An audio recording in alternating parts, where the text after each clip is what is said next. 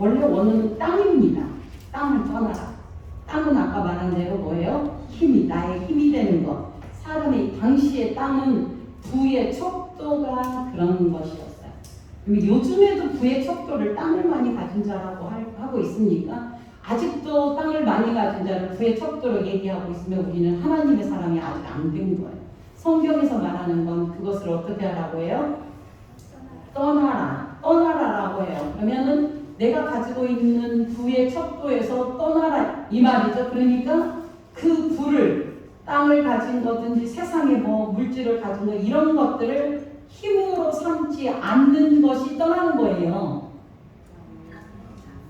내가 익산의 땅이 만평이 있다. 이 땅을 떠나라는 말이 아니다 그 말이에요. 나의 힘이 되는 게 뭐예요? 이 세상에서 있는 이 모든 땅, 여기 재물, 나의 뭐 어떤 것은 다 일시적인 것을 깨달아 알기 때문에 그것에서 연연하지 아니하는 모습. 이게 바로 떠나라라고 하시는 거예요. 하나님께서는 아브라함에게 그렇게 명령하십니다. 12장 1절에 그렇죠. 너는 내 고향과 친척 아비 집에 떠나. 이 떠나라는 말이 원래 원어에 보면요. 앞으로 쭉 행진해 나가는 거예요. 뒤를 돌아보지 않고 쭉 떠나가는 걸 말해요. 그래서 정말 있고 없고 가진 것의 소유에 따라서 행복과 불행이 나눠지지 아니한 상태. 물질의 유무에 따라서 행복해지고 불행해진다는 생각이 떠난 상태. 이게 떠난 상태예요. 떠나라. 여러분 돈 있으면 행복하시죠? 행복하게 느끼잖아요. 아니 그잖아요. 우리가 지금 이거를 떠날 수 있다고 생각하세요? 정말 우리는 떠날 수 없는 상태예요. 떠나는 흉내를 내고 있지. 대답을 하셔요. 물질이 나의 힘이 아닙니다. 예수 그리스도가 나의 힘입니다. 이렇게 고백하십니까? 입술로만 하시죠? 속으로는 아니시고. 이게 우리들의 현실인데 유보를 하라고 말이에요. 그러니까 세상의 것들이 어떤 물질이 이거는 한시적이고 나에게 있어서 그거는 잠시 주어진 나에게 형편을 위해 주어진 것인 줄 알아. 그것에 목숨 걸고 살지 않은 것이 떠난 자의 모습입니다. 진짜로 떠나시기를 바랍니다. 그러니까 있다고 해서 자랑할 것도 없고 없다고 해서 나는 물질이 없는 이렇게 생각할 필요도 없다고 말이에요. 근데 우리는 그렇지 않아요. 좋은 옷 입고 오면 여기 오십시오. 이런다고 하죠. 성경에 보면 중요한 거는 기죽을 것도 없고 없다고 기죽을 것도 없어요. 그래서 저희 교회는 정말 가난하신 분들이 많이 오셔서 너무 감사해요. 자랑할 것이 없기 때문에. 그 대신 빚은 많은 분들이 오시거든요. 그래서 너무 감사해요. 감사해요. 왜? 주님 앞에 자랑할 게 없으니까. 여러분 주님 앞에 자랑할 거 있으면 진짜 이거는 아닌 거예요. 아니다 그 말이죠. 세상의 것을 힘으로 삼지 않는 것이 떠난다라는 진정한 의미다라는 걸 기억하시기를 원합니다. 그랬는데 그 떠난 아브라함이 한 짓이 뭐였냐? 누구를 갖다 배신한 거예요? 하나님을 잊어버리고 가서 나의 누이라 하라라고 해갖고 바로왕에게 가서 내 누이라라고 한 거예요. 바로왕이 찾으니까. 그래서 아내를 줬어요. 그래서 아내를 줘가지고 어떻게 된 거예요? 이제 기가 막히죠. 아내를 줬다가 다시 찾아오는 꼴을 당하게 돼요. 누구로 인하여? 하나님께서 함께 하심으로. 왜냐면 하나님께서는 그 사라를 통하여 예수 그리스도가 나와야 되니까 절대 바로에게 줄 수가 없게 되는 거예요. 그러면 우리가 이걸 알 수 있어요. 오늘 창세기 13장을 강의하는데 12장에서는 기근을 들게 해서 애굽으로 내려가는 것을 통하여 이제 아브라함은 실패하는 일로 끝나버리죠. 그죠? 실패하잖아요. 그 실패에서 더구나 마누라까지 갔다가 바로왕에게 주고 그것의 대가로 받은 게 뭐였냐면 많은 물질을 받았어요. 기근으로 내려갔다 그랬어요. 기근으로 내려가서 아무것도 없는 사이에 내려갔는데 이제는 기근으로 시험했어요. 하나님이. 네가 이 땅에 기근이 없어도 너 살 거야? 여러분에게 이런 시험을 하십니다. 너 예수 믿지? 그런데 내가 너에게 기근을 허락했어. 너 기근으로 인해서도 예수 놓치지 않고 살 수 있어? 라고 물어보는 시험이 있다 그 말이에요. 그런데 아브라함은 거기서 지고 어디로 내려간 거예요? 어디로? 네, 애국으로 내려갔어요. 가서 마누라까지 뺏기는 결론이 내려졌어요. 그런데 하나님은 그 일을 다시 바꾸셔서 아브라함 하여금 거부가 되게 했어요. 왜 거부가 됐어요? 네?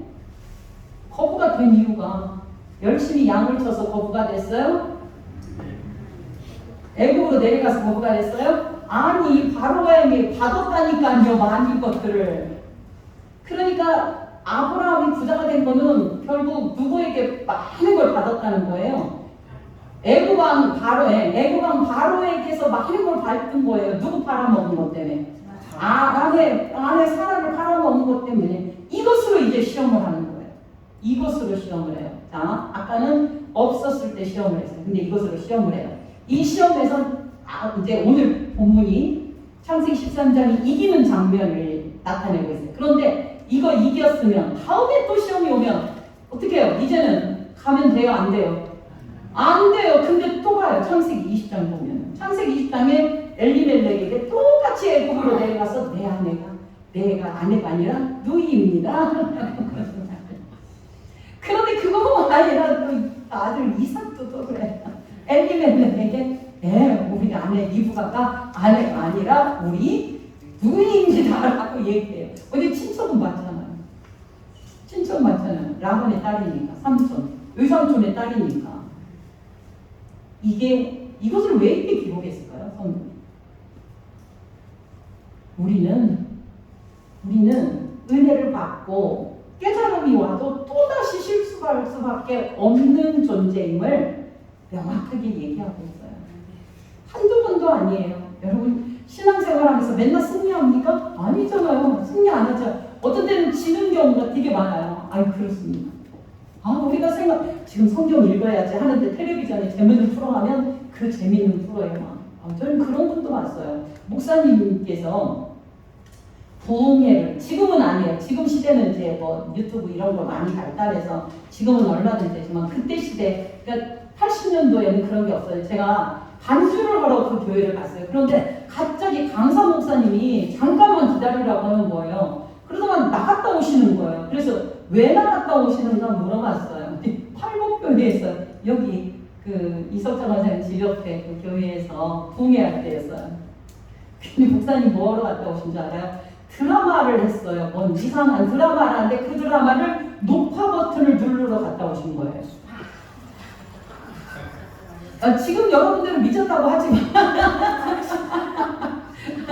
아니 실제로 있었던 일이에요. 실제로. 난 그래서 왜 갔다 오셨냐고 했는데 제가 물어보지를 않았는데 본인이 먼저 얘기를 하더라고요. 본인이 이 얘기를 해서 알아들었어요. 이 얘기를 했어요. 진짜 좀 이상한 부흥 강사 목사님이었어요. 그래서 세상에 이런 정욕조차 뿌리칠 수 없는 일들이 우리에게는 있어요. 그 목사님 뭐라고 하지 말게요. 왜냐면 그게 내 모습이니까. 나도 마찬가지야. 어떤데 주일날에 유혹을 우리는 뿌리칠 수가 없는 때가 있잖아요. 솔직히.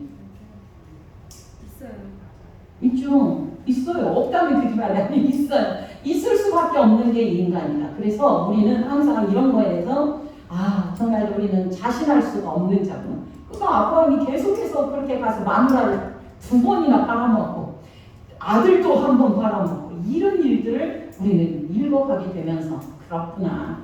하나님으로부터 은혜를 받았어도 이게 아니구나. 그러니까 베드로가 주는 그리스도시요 살아계신 하나님의 아들입니다라고 얘기를 했음에도 불구하고 바로 조금 지나가고 나 그 사람 몰라요 라고 얘기하는 게 이게 저와 여러분의 모습 아니겠어요? 여기서 아니라고 하시는 분은 아직 안 되신 분이시고 맞아요 그게 내 모습이에요 하는 분은 은혜 받으신 분이에요. 왜 묻으세요 대답을? 맞습니다. 그거예요. 그러니까 우리는 내가 내 힘으로 신앙을 유지해 갈 수 있는 자가 아니다.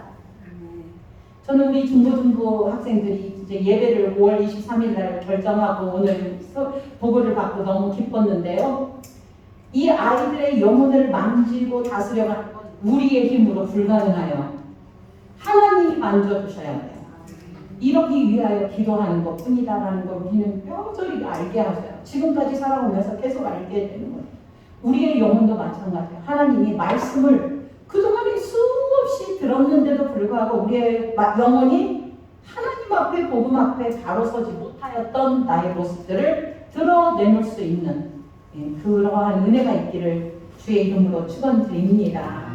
그래서 실수와 실패의 인생, 그러니까 아브라함은 처음부터 너 친척 떠나, 친척 떠나서 대단해 라고 해서 성공으로 계속 간 게 아니라 가다가 실패하고 또 실패하고 실패 속에서 하나님은 그를 이끌어 가시더라.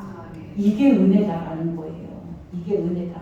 그래서 우리는 그리스도 안에서 실패하는 인생인데 하나님은 우리를 실패하게 놔두지 아니하고 결국 승리 자리로 올려놓더라. 이게 복음입니다.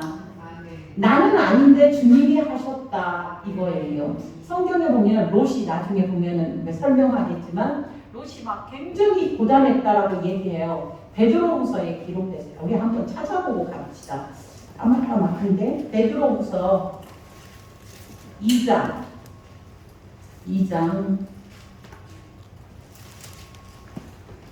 6절 7절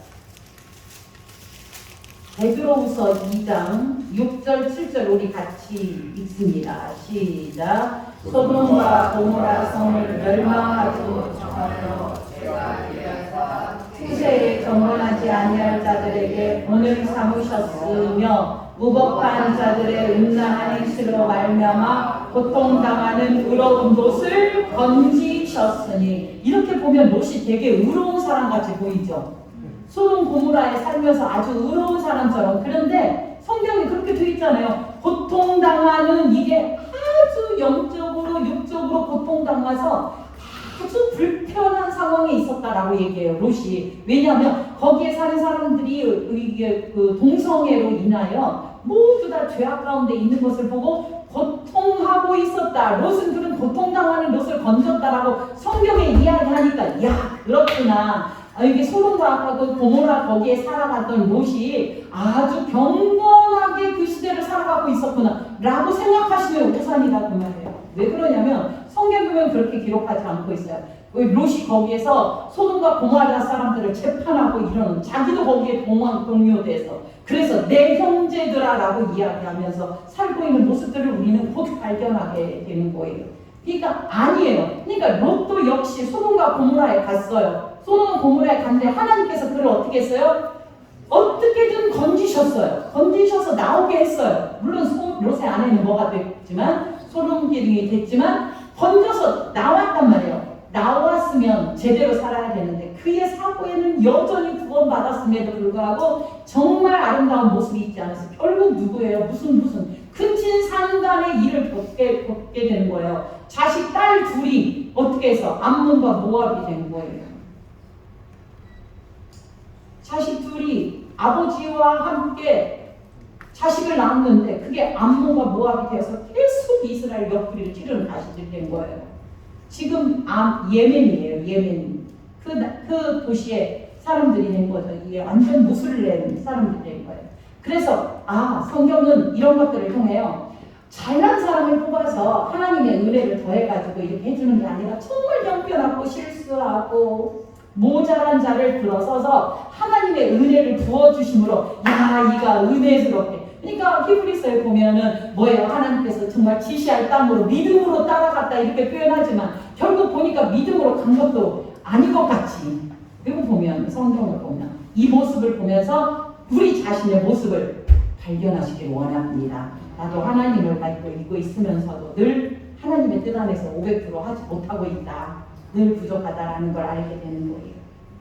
13장 아브라함이 애굽에서 그와 그의 아내와 모든 소유와 롯과 함께 네겝으로 올라갔다 이렇게 표현해요. 네겝으로 올라갔다라는 표현을 하면서 그가 네겝에서부터 길을 떠나 베델에 이르며 베델과 아이 사이 곧 전에 장막 쳤던 곳에 이르니 그가 처음 제단 쌓은 곳이다. 여러분 기억하시죠? 자, 지금 아브라함이 지금 가나안 땅에서 어디로 내려갔습니까? 애굽으로 내려가면서부터는 제단을 쌓았다는 말이 없습니다.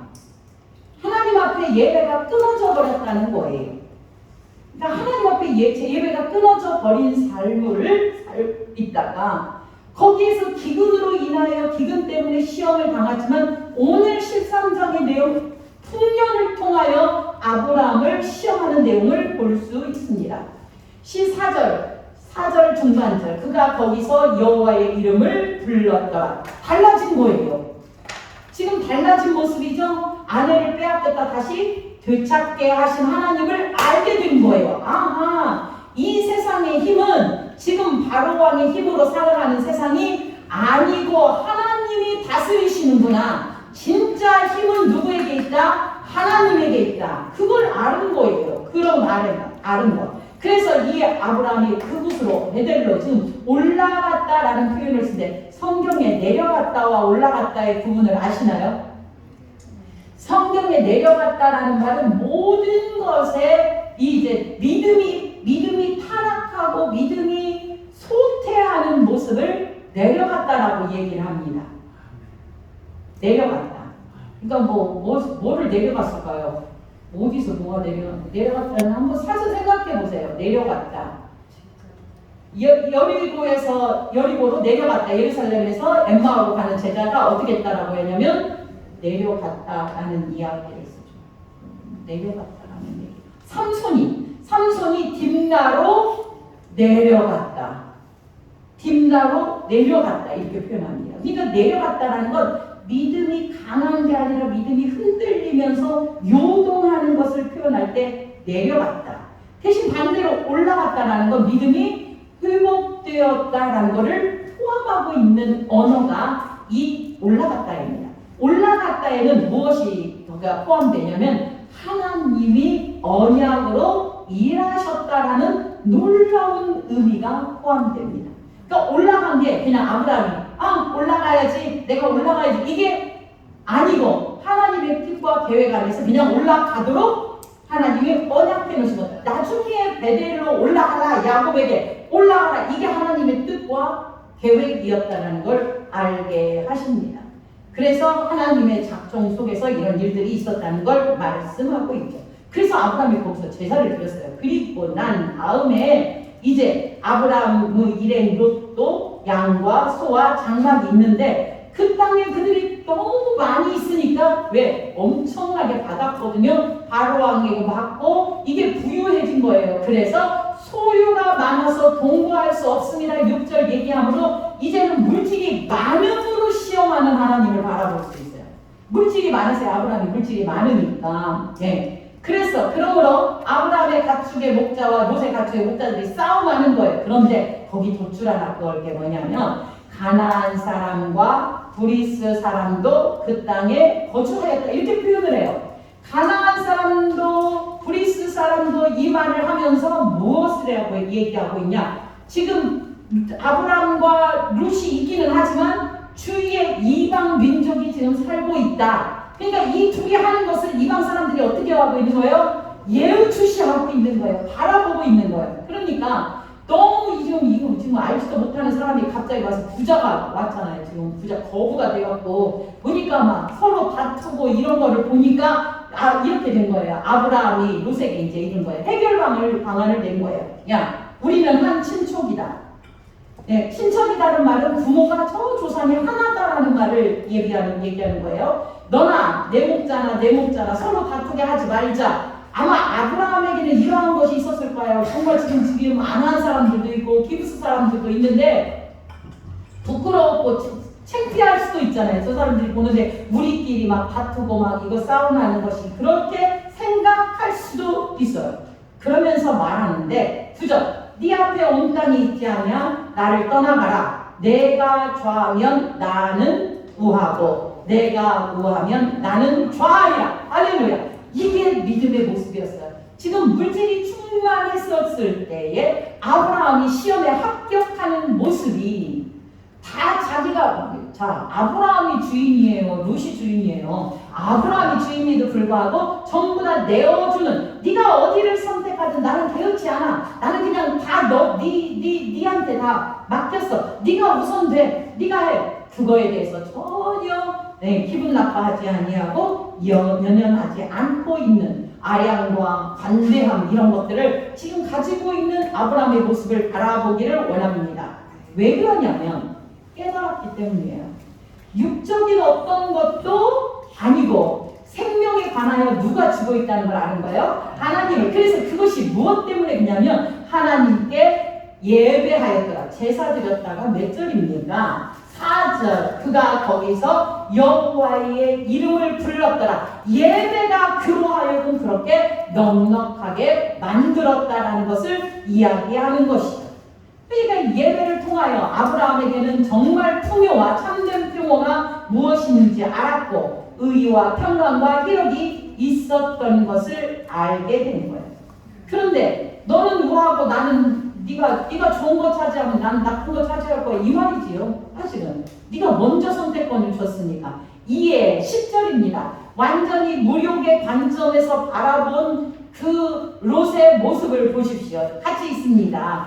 이에 롯이 눈을 들어 요단 지역을 바라본즉 소알까지 온 땅에 물이 넉넉하니 여호와께서 소돔과 고모라를 멸하시기 전이었으므로 여호와의 동산 같고 애굽 땅과 같았더라. 그러니까 롯의 사고에는 애굽에 갔을 때 애굽에 막 발전된 문명, 애굽의 것들을 바라보니까 대단한 거예요. 이거 나도 좀 갖고 싶다. 이거였던 거죠. 그러니까 그 눈으로 물질적인 탐욕의 시선으로 바라보니까 하나님이 지시한 가나안 땅이 어떠하면 보이지 않고 어디가 보이는 거예요? 소알 땅 그쪽이 막 물이 찬찬하고 막 기가 막힌 거예요. 거기로 가겠다라고 하고 가는 거예요. 그래서 그러므로 롯이 요단 온 지역을 택하고 동으로 옮기니 그들이 서로 떠난지라. 이게 떠난 거예요.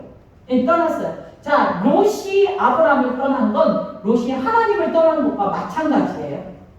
그죠? 하나님을 떠난 것과 마찬가지예요. 그래서 아브라함은 이제는 모든 주권을 롯에게 맡기고 롯은 그렇게 선택하고 끝났습니다. 그래서 왜 그러냐면 아브라함이 바라볼 때 이 언약의 땅은 정말 물이 넘실넘실하는 소돔과 고모라 같은 땅이 아닌 것을 아브라함은 알았던 거예요. 그러니까 그것에 대하여 연연하지 않냐고 흔쾌히 롯에게 주었던 것을 우리는 볼 수 있습니다. 그리고 나서 12절입니다. 아브라함은 가나안 땅에 거주하였고 롯은 그 지역의 도시들에 머물면서 그 장막을 옮겨 소돔까지 이르렀더라. 그러니까 완전히 롯의 눈에는 풍요로만 바라보고 있어요. 우리도 그런 거 생각해 보셔야 돼요. 이사를 가는데 막 그 도시는 막 엄청 잘 살고 엄청 막 어쩌고 이런 얘기들을 하면은 거기가 살고 싶다. 여러분 그렇게 마시고 어디가 말씀이 있느냐? 말씀 중심으로 모이시기를 원합니다. 말씀이 있는 곳으로 내가 어떻게든 가까이 가서 그 말씀을 늘 사모하는 쪽으로 가야겠다라고 이사를 하는 거예요.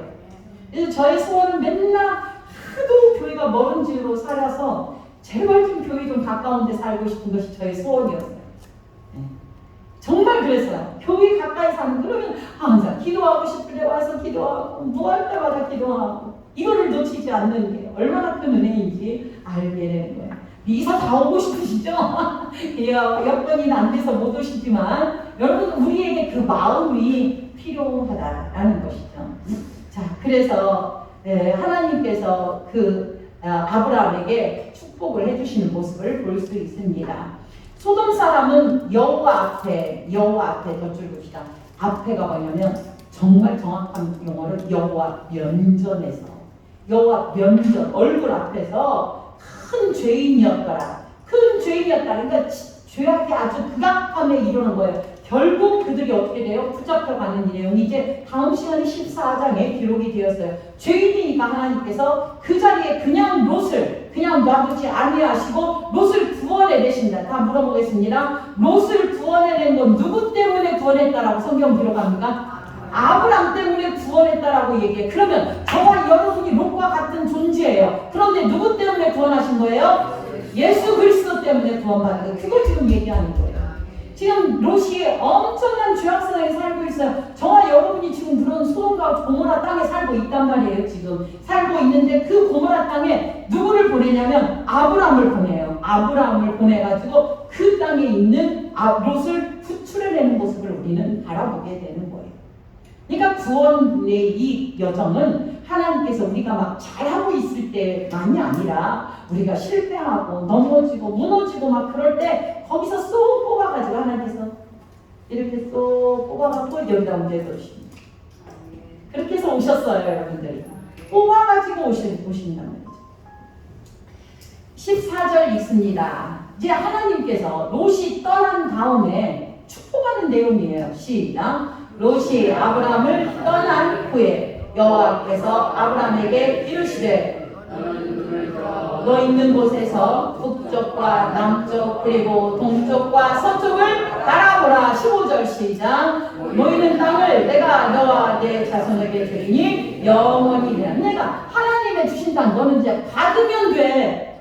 받으면 돼. 축복 받으면 됩니다. 하나님은. 그러니까 롯이 떠났어요. 여러분 생각할 때 그렇죠. 아브라함이 지금 나이가 적은 나이가 아니죠. 그런데 조카까지 떠났어요. 인간적으로는 어땠을까요? 외롭기도 하고 서운하기도 하고 네가 이렇게 나를 배신하고 떠나 막 속으로 그럴 수도 있어요. 그런데 그 외로움과 떠남의 빈자리에 주님께서 축복하고 부어주시는 걸 바라볼 수 있어요. 그러니까 우리에게 어떤 것들이 떠나고 어떤 것들이 나에게서 떠날 때는 하나님이 나를 축복하시려고 나도 은밀하게 만나서 얘기하려고 나의 친구들을 떠나게 하시는구나. 기억하시면 돼요. 여러분 신앙인이 가면 갈수록 여러분은 혼자입니다. 목사가 뭐 전화도 안 하잖아요. 여러분에게 전화도 안 해요. 여러분 신앙은 여러분이 신앙 혼자 만들어 가셔야 돼요. 주님과의 교제를 통하여 만나게 되는 거예요. 철저하게 신앙은 1대1 대입입니다. 하나님과 나와. 그래서 내가 하나님과 기도하고 내가 하나님과 말씀 잡고 몸부림치고 다만 이 교회에 오셔서는 또 물론 교제를 통하여 하나님의 말씀을 또 깨달아 가기도 하지만 정작 중요한 건 우리는 혼자예요. 아니 바울이 여지도 같이 있다가 선교 단원도 있고 막 하다가 결국 나중에 혼자 죽어요. 로마 감옥에서. 그러니까 성경에서는 전체가 다 혼자예요. 혼자. 그래서 하나님은 그러한 아브라함에게 혼자 있는 외로움과 정말 롯이 떠난 그러한 자리에 언약을 주어주는 거예요. 야, 이 땅 능히 셀 수 없게 지금 너에게 다 줄 거야. 가나안 땅 줄 거야. 이게 지금 약속이죠. 이스라엘 백성들에게 이 약속을 누구에게 준 거예요? 아브라함하고 언약한 거예요. 아브라함에게 언약한 거. 이 약속 때문에 나중에 이스라엘 백성들이 애국에서 나와갖고 광야를 40년 다니다가 어디로 가게 돼요? 가나안 땅으로. 이 약속 때문에. 그러니까 가나안은 영적인 우리의 고향인데 하늘나라를 대표하지만요. 16절 있습니다. 시작. 내가 내 자손의 땅이 티끌같이 하리니 사람이 땅의 티끌을 능히 셀 수 있을진데 내 자손도 세리라. 지금 땅의 티끌같이 내 자손이 있을 것이다 라는 말은 영적으로 예수 그리스도를 통하여 예수 그리스도의 사람들이 이 땅에 편만하게 될 것을 지금 말씀한 거예요. 전혀 지금 상상치도 못한 놀라운 은총을 받아요. 자, 아브라함이 지금 자식을 낳았습니까? 안 낳았습니까? 안 낳았어요. 낳지 못하고 있다니까. 나중에 몇 살까지 가야 돼요? 이제 저쪽으로. 100살까지 가야 이삭을 낳았거든요. 물론 그 전에 이스마엘을 낳기는 하지만.